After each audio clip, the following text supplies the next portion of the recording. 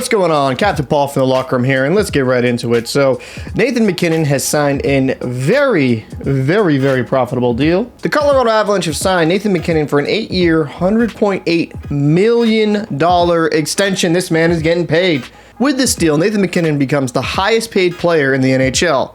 Now, this contract doesn't kick in until next season, so maybe we'll see another player get another boost, but highly unlikely. So the per year average on the cap that MacKinnon's going to make is $12.6 million per year. So he's going to be getting a significant raise from a 6.3 to a 12.6, essentially doubling what he makes now, and locking him in for the long term with Colorado.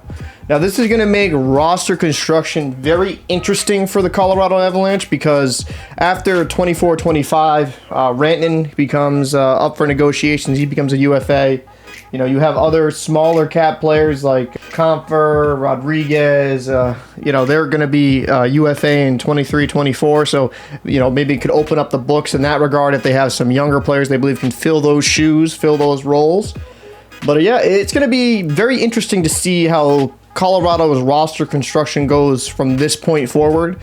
They're going to really have to get some young players on the cheap to be successful. But let's get into the conversation about MacKinnon being paid as the highest player in the NHL. Right? Nathan MacKinnon has had a fantastic NHL career.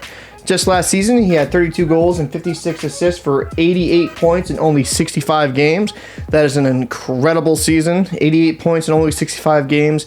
Obviously he plays a full season. He has well over 100 points. The season before that, in the COVID-shortened season with 48 games, he had 20 goals and 45 assists for 65 points. He had 93 points in only 69 games before that. 99 points in 82, 97, and 74 games played. So I don't think anyone can argue that Nathan MacKinnon isn't an elite level player. I think that kind of goes without saying. But should he be the highest paid player in the NHL? I know the market kind of makes these type of contracts happen because players want to see an increase. But is Nathan MacKinnon better than Connor McDavid? I would not have to go that far. Connor McDavid is currently getting paid $12.5 per year, and that's not a significant more, right? MacKinnon definitely wanted to get that $12.6 just so he could say he's the highest paid player, like $100,000 more. To these players, not everyday people, but to these players, isn't that big of a bump.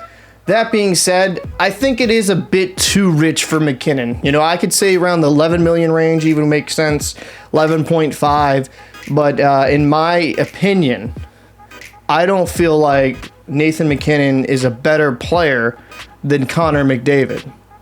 Now, there might be some detractors that come in here saying that, well, he's got a cup, he's won a Stanley Cup, McDavid's won nothing. But I feel like that has to come down to management and how the organization builds the team around these star players. The Oilers have never been good at, essentially since the Gretzky and Messier days, they haven't been great about building around their stars. They've had all these high-end draft picks, all these high-end talented players, but they could never build a winner. Hopefully this is turning around for the Oilers. They had a good season last season. Maybe getting a really good goalie this past off season will hopefully improve that, and maybe they could go on a deeper run. But the Oilers have always had a piece or two missing to be a true contender. Compared to the Avalanche, who really did build a well-rounded and good team from the ground up. The Avalanche essentially made it that they only really need an average goalie. They have great forwards, they have great defense, and they are just a very difficult team to play against. Their third and fourth lines are still able to contribute and get real good ice time out of them so you can save the legs of their first line players. I'm not against Nathan MacKinnon getting locked up for the long term. I think that's actually great for the Colorado Avalanche. And hopefully over the next decade or so, the salary cap keeps increasing and we see NHL teams become even more profitable. But as of right now, I'm not the biggest fan of this contract.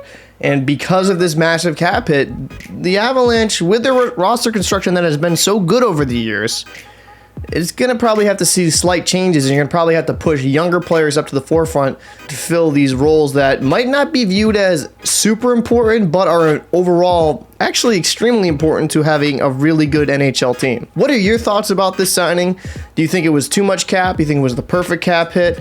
I'd be interested to know your thoughts. I am Captain Paul from the Locker Room, and I'll see you in the next episode. Peace.